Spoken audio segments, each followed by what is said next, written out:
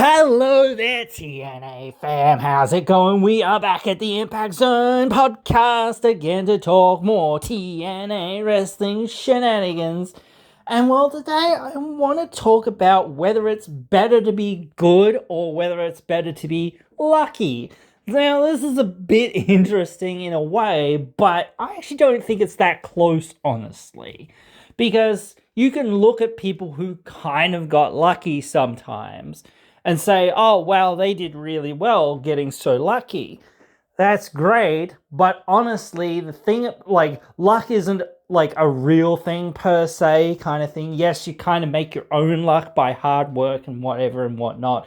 So it's not so much that much of a real thing, but you can look at any period of time or any wrestler or anything that was sort of more luck based rather than that was that person or that booker or that wrestler being good. Like, I think one of the biggest examples in my mind, and I don't really love to reflect on WWE too much, but one of the biggest ones is like Hulk Hogan in WWE in the 80s. Like, that was a huge stroke of luck for Vince in many ways. And like, again, I will point to these sorts of things anytime somebody says that Vince McMahon was a good booker. He really wasn't.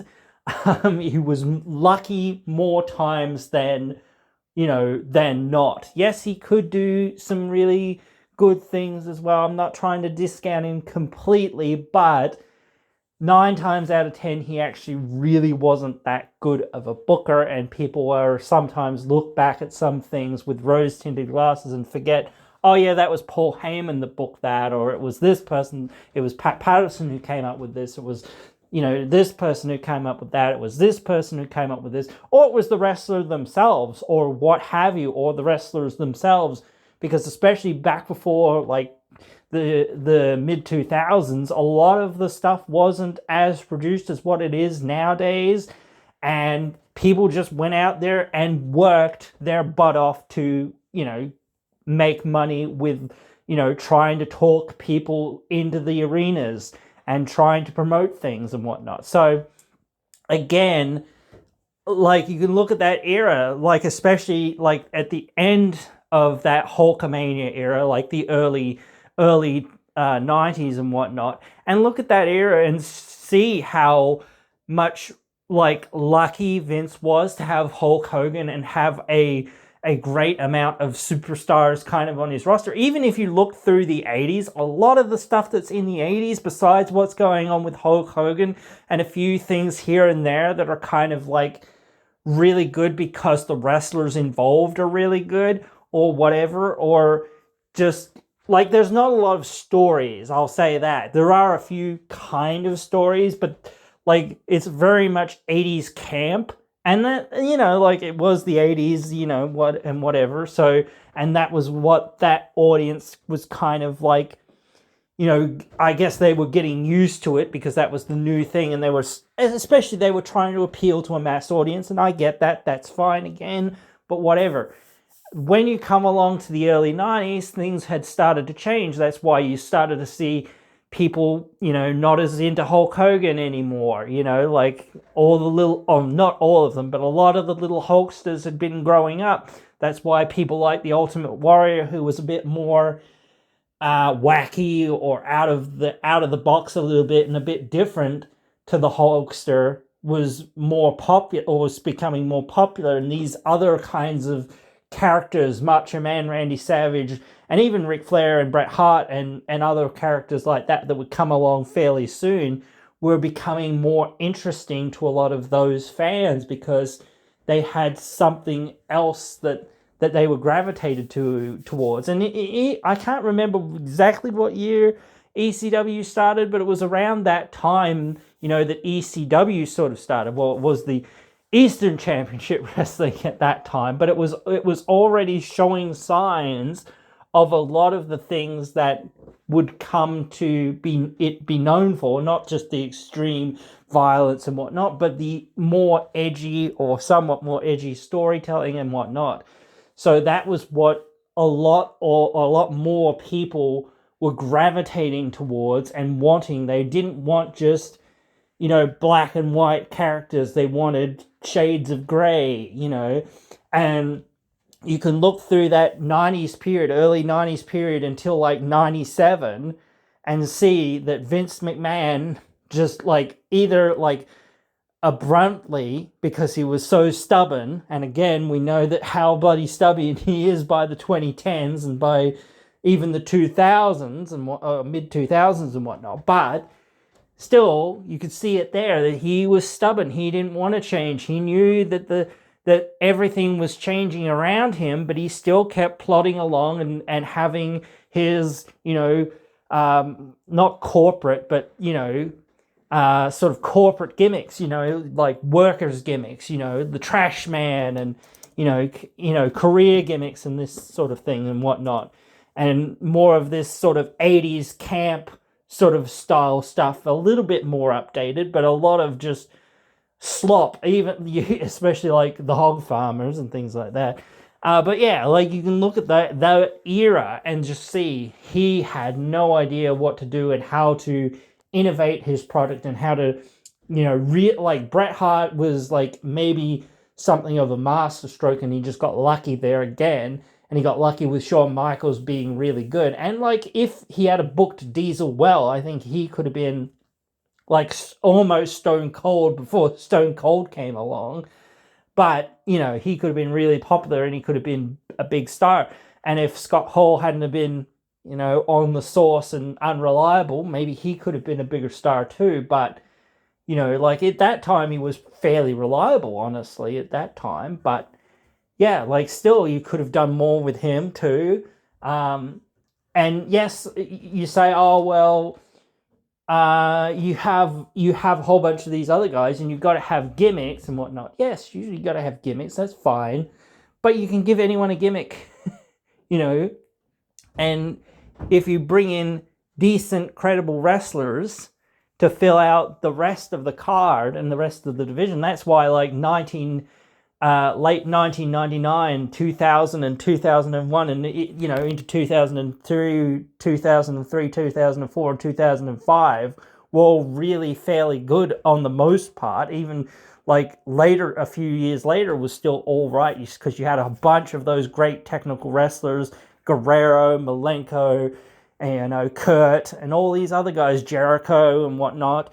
So, and again, you had the Hardys, guys that, and Edge and Christian and the Dudleys, guys who could put on the great matches, might not be the most technical or whatever, but still they could put on a spectacle that people wanted to see and things like that. You had The Undertaker, you had all these guys coming along later on. So again, that sort of revitalized when you started to get into that later Attitude Era. And he, again, kind of got lucky there, he chained around and Stone Cold got really hot, and it's funny how that kind of worked out, because it was 2 years before he won the belt, sort of thing, which is in today's day and age insane, but still he did really great there. And then again, when that period sort of ended, and maybe that period ended, with, Stone Cold shaking hands with McMahon, I don't know. But, that later era, he still was kind of lucky, even though business was dropping down, because a lot of people were dropping out, because a lot of people were super invested because of the Attitude Era and because of the Monday Night Wars and because, Stone Cold was so hot and because, that was their favorite wrestler. And now you're telling them he's the bad guy or whatever else it is. After everything that he'd been through with McMahon, and then after everything that he had just been through with Triple H, now he's teaming up with Triple H, that sort of thing. It's yeah, you don't know what you're doing. Even so, you've still got some really good stuff here. You've got, the SmackDown 6, so to speak, the starting forms of it and things like that. You've got, Rey Mysterio coming in later after that, and, and all these other guys that are coming in after that, and, Booker T and things like that, help, fill out the divisions and help fill out that card and whatnot, even though, like I said again, Booker could have been a bigger deal in WWE, I think. RVD could have been a bigger deal and sooner, like, as well. Like, there's a lot of people that you think of that could have been bigger deals, but that's not just the same thing, as saying, well, either you're good or you're lucky. Being good is also knowing, okay, sometimes, yes, RVD, he's a little bit unreliable, so maybe we're not going to go with him. We don't know. Jeff Hardy, he's a little bit unreliable. We don't know if we're going to go with him because, hard to pull the trigger on him because, hey, he could fall out again or something, and that did happen. So it was like, well, what do we do? What are we meant to do? This is where we're at, So, and how many chances do we give somebody, kind of thing? And it's the same thing for like Sean and a bunch of other people, like when they sort of fell out, even though Sean came back and whatever else. But again, you can look at that that 2000 mid 2000s era into 2010s as really lucky. He got really lucky that John Cena was there and he could carry the whole ship. And he sort of shot himself in the foot by not being good. This is, again, proof, because, again, in the 80s, he relied too much on Hogan and didn't really build up anyone else. In the, early 90s, he didn't really know what he was doing, so he was kind of throwing everything against the wall. But then once Stone Cold came along and The Rock came along, he relied kind of too heavily on them and didn't really build for the future until, like, he absolutely had to. And then you get Lesnar, again, kind of like in a similar vein, was here for 5 minutes or for a few years or whatever it was, and then he was out. You had Triple H, obviously, who wasn't really going anywhere, but after a while that starts to get really stagnant and you haven't really built up any more other people into that main event scene, again, which is a big, indicator you're not good and you don't know what you're doing, or you're not planning ahead, or you're not thinking and saying, hey, can we elevate this person, or is this person getting hot, or whatever. No, I don't care, as long as Triple H is drawing me money or whatever it is. I don't care about the rest. So again, you're not learning from your past mistakes of saying, hey, maybe I should have pushed somebody else, or should have tried harder, or I should have built more, or should have seen where the fans' allegiances lie and things like that, or whatever else it was, and tried to have more people that I could rely on later, down the road and that sort of thing. But no, whatever. And then you get like two or three big guys come along that would be big major superstars: CM Punk, Daniel Bryan, guys like that. Even Randy Orton. Orton wasn't where he should have been as quickly as he should have been. Edge wasn't where he should have been as quickly as what he should have been, and as much as what he should have been way more. In those early days, were just like forgotten about or whatever. Just feed to Cena. Same with like Umaga. People forget about this, they sort of do talk about this, but I don't think it's talked about enough. And again, you could have done more with him. It is, sort of very tragic how he passed away and things like that at a very early age and things like that as well. But, so maybe you couldn't, you didn't know what, the conditions thereof or whatever. But he could have been a certified main eventer, and you could have kept him in that mix. Like if he was going to lose to Cena, and that was the idea. Like again, and I think, like, as I've said this before, Cena was overpushed like so much, and it was like the dude is the face of the franchise in many ways. You've just got to book him smartly. Don't overexpose the guy. Like. That was one of your big problems. Again, showing that you're not good, that you're lucky. But if you had have known what you were what you should do, well, what should you do is like build him up so that when he wins the belt at WrestleMania or at whatever event, it's a big deal. It's not just, oh, he's held the belt for the last year, and oh, look, WrestleMania comes around and he retains. Wow, what, that happened for like 2 or 3 years in a row, whatever it was, I think. And that was ridiculous. It was like, dude, the fuck is this? Again, showing that you're not good, you're lucky. But yeah, you get into that later 2000s era, and whatnot. You get Dolph Ziggler, who again, they never really pushed right. You've got Balor, they never really pushed right, except for that one time or whatever. Like those two guys sort of fit into that. They pushed them well one time, but didn't really care after that. I think they didn't really push Alberto right. I think they should have, kind of slowed the brakes or whatever with him a little bit. And I think Sheamus was, a guy that they really whiffed on. I'm not going to go through every single person that they've whiffed on because we'll be here forever. But you see what I mean. I'm just pointing out some of these things and saying, hey, you didn't learn from your mistakes over here. You got lucky, you got lucky, you got lucky again. And after a while, hey, you stopped getting lucky. And the fans also kind of maybe realized, hey, this guy's just getting lucky. Or, whatever, he's just, booking for himself, which, isn't what we want, which is, became more and more and more of the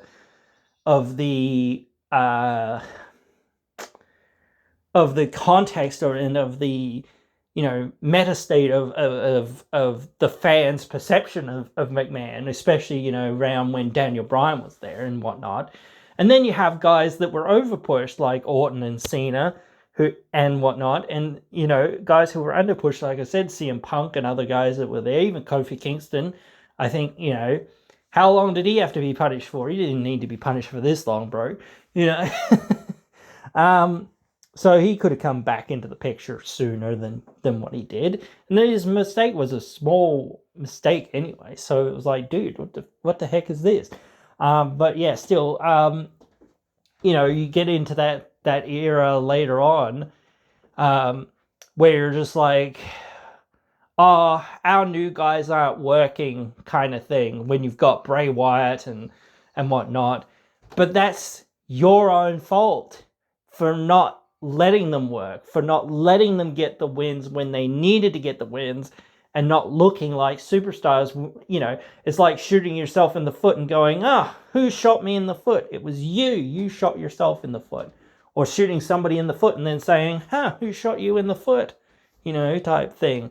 It's like, it's saying, why is this person not over, when you've at every single stop and at every single point said, you know what, we're not going to put this person over so they don't get over. And we don't want anyone to get over unless we say it, god damn it. That's another big mistake. And another picture of saying you're not good, you're lucky. You're lucky that you didn't go out of business and that people didn't riot and that people did actually keep coming along. You're very lucky that people did those things and that people kept the business going, for some reason, and I don't know why. But, that's what they did. They did that. They kept the ship afloat, and then you finally get AJ and Roman and guys like that.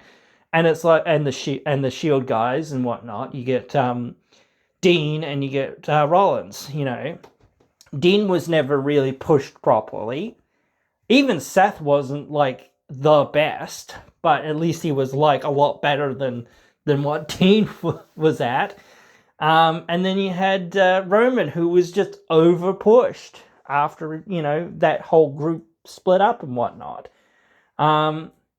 Which just again showcasing, and especially like maybe like for a little while the fans were into him, but then the fans had already made up their minds and you didn't want to listen to them.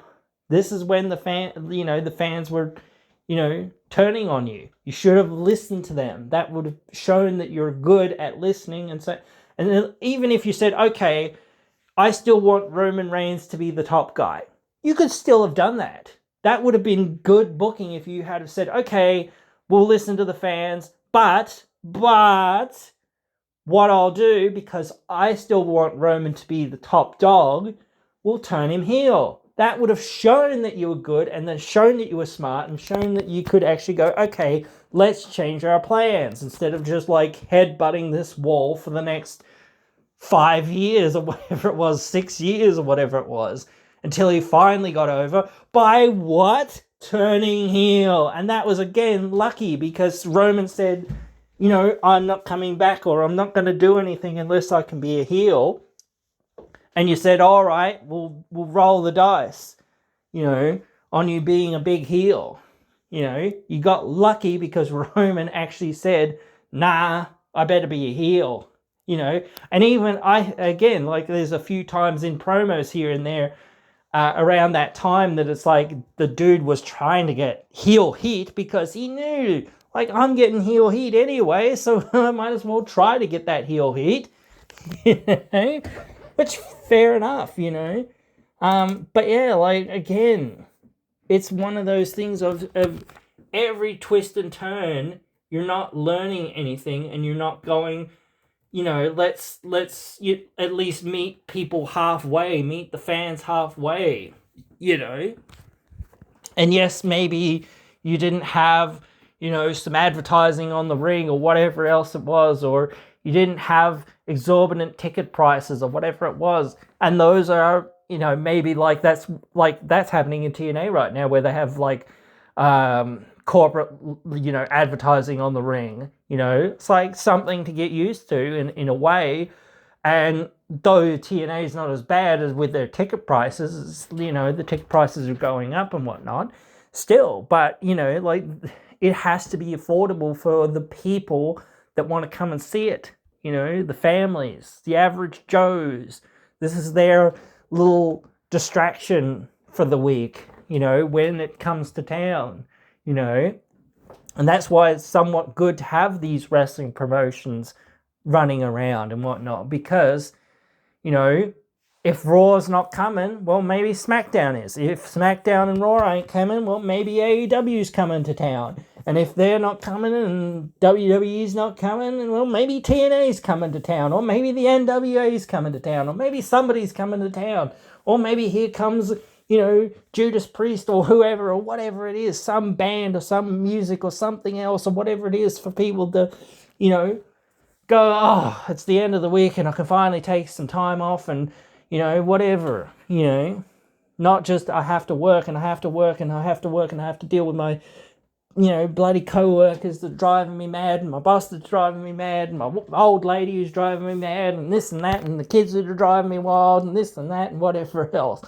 You know, you finally get to go and say, right, let's go and, you know, go watch a show, you know. So that's who it's for. It's for the die-hard people that have been there through thick and thin, because those are the people that get you through those tough times where you're not being, you know, good, or things are just on a downward turn. You know, you can't, like I've said this in the what do, you know, companies have to do to, you know, turn the tide, you know, like, it's really tough. And like I say, like, you know, if you're gonna look at turning the tide, you've got to look at what other people have kind of done, what's been successful. And so a lot of the time it's like getting lucky, you know, in some ways. It's like, you know, this one person or that one other thing or this one storyline or whatever else it was, suddenly it starts to turn around. Suddenly we're listening to the fans more and saying, okay, all right, you know, Stone Cold is starting to get really hot, so, but he's a heel, but we've got to keep him a heel for a little while. Even if people, you know, are cheering for him, we've got to keep him a heel for a little while, because we've got to keep that edge on him. We've got to keep that character established as having that edge on him. We can't just turn him into, you know, Johnny come lately nice guy and whatnot. You know, when he turns babyface, we've got to have people, you know, this is what we're going to get. You know, no, we are going to get the Stone Cold who comes out, you know, swilling beers and whatnot and stuttering people and giving people the finger and whatnot and all of this other stuff. That's what you're going to get. You're not just going to get... And I guess, again, you could have just done that by saying, oh, well, here he turns babyface, but you need a storyline for that, you know, kind of thing. And you need people to accept it. and see, hey, you know, he is, this guy, and that, that's why you need to sympathize with him, not that he's a little bitty baby who who can't get the job done so much, but so more so that, he's so tough that he just won't quit. Even if his body gives out on him, he won't quit. Like, he's that stubborn and whatnot. But, whatnot. You've got to see it from that perspective rather than, saying, oh, he's just a nice guy now who sings Christmas songs or whatever else. That would have killed him. That would have killed him. And that's what kind of killed Diesel's character, because, again, you try to make him, again, the Lex Luger, Hulk Hogan, nice guy, shakes hands, smiles. Look at Rocky Maivia when he first debuted. That was the Attitude Era that he debuted in, and he came in as a very generic babyface, smiling and waving. And people hated it because, again, Vince is not good. He didn't know what he was doing. Well, maybe he did, but I don't think he did. Because he, like, with Kurt, like a few years later or whatever it was, he knew, hey, you better be a heel. Which, okay, well done. That is good. But again, like, that is more, I think, like, if you tallied everything up, you wouldn't even be 50-50. So you've got more luck than what you've got, being able to read the room, or maybe you are able to read the room somewhat. But again, not as much as what you are to get lucky, sometimes. And that's good to be lucky sometimes, because sometimes it is better to be lucky. But you should get good, especially if you're in this business for more than 5 years, 6 years, 10 years. How long was McMahon in charge? 30, 40 years, something? What was it? Something like that. Maybe a bit longer, I don't know. But he was in the business well before that as well. He was in the business in the, like, I think maybe the late 70s, I think. Maybe early 80s. I'm not too sure. I can't remember. But again, you should be learning from the mistakes of others, or looking at other things and going, okay, all right, how can this apply over here? How can that apply over there? And whatever, So that's how you become good at something, is by going, okay, we've got to listen to these fans because they'll tell us, what we want, or what they want. And then in that way we can deliver it. So, then, hey, what's that? We're making money, which is the goal. So that's, be all and end all. Take anything else out of it, or out of the picture, and you've got to realize that is, where you're at. You've got to be, doing the things to make the dosh, so to speak, to get the butts in the seats, and whether you're good at that or bad at that can be, I guess, subjective, but I don't think it is in many ways, because again, you can say,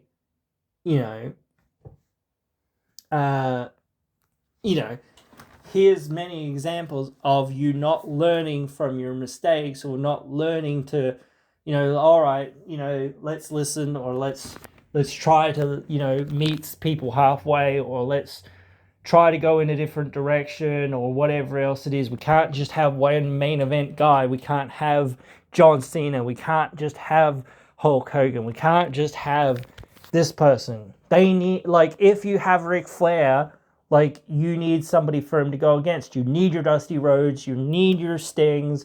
If you've got your Stings, you need, somebody for him to go against, like the NWO or whatever.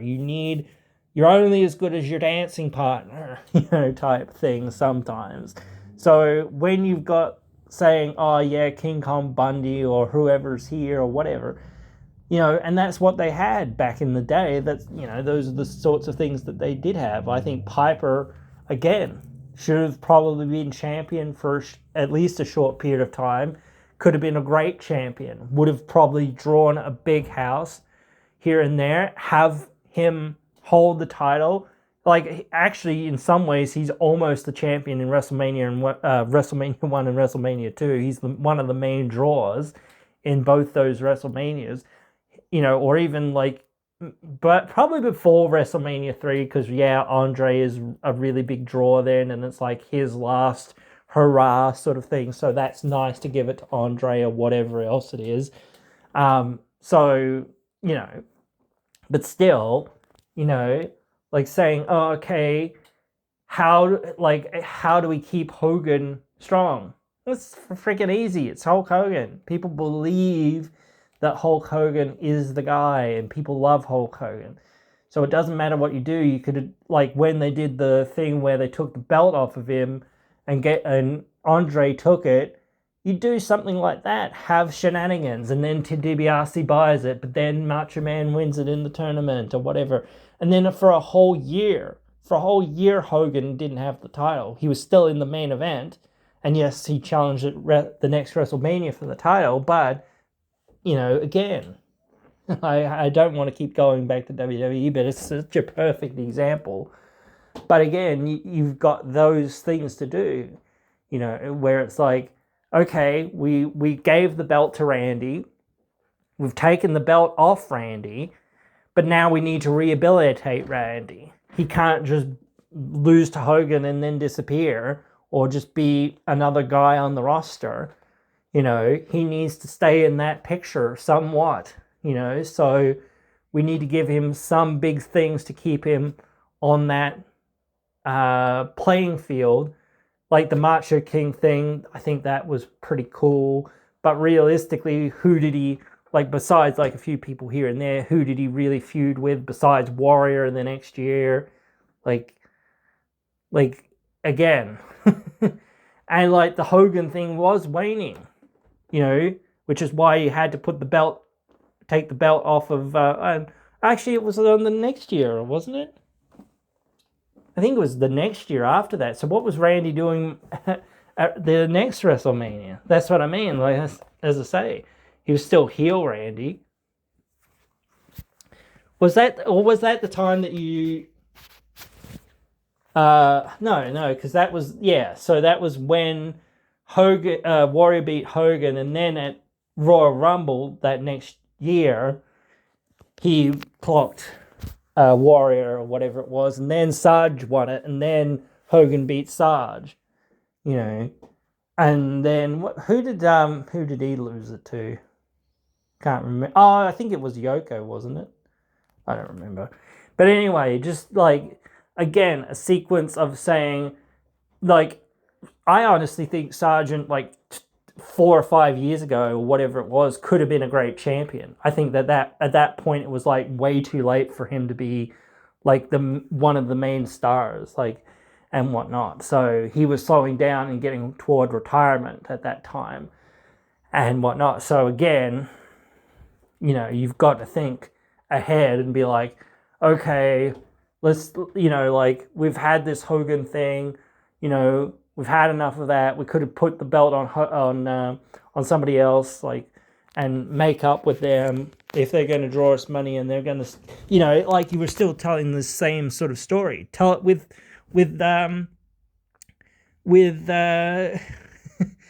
with Sarge, tell it the other way around. Tell it the way around where Sarge is the conquering babyface. Do that, even though he's closer to retirement at that time, or whatever, and then put the belt on Sarge. I mean, it's not going to be that much better or whatever, but people will be more forgiving with a babyface than a heel. Plus, he doesn't have to lead the match per se. He just has to be there and be selling. So he doesn't have to carry the action, which was probably his problem, carrying all the action and just being, dastardly the whole time. Just go the other way. Makes it easier. But anyway. But yeah, I could go along for ages. But so definitely it is better to be good, even if you're not good. Like if you learn from your mistakes and whatnot, that's better. Like you're becoming better because, like, again, hey, that didn't work, or this isn't working anymore, or this doesn't seem to be going the same way.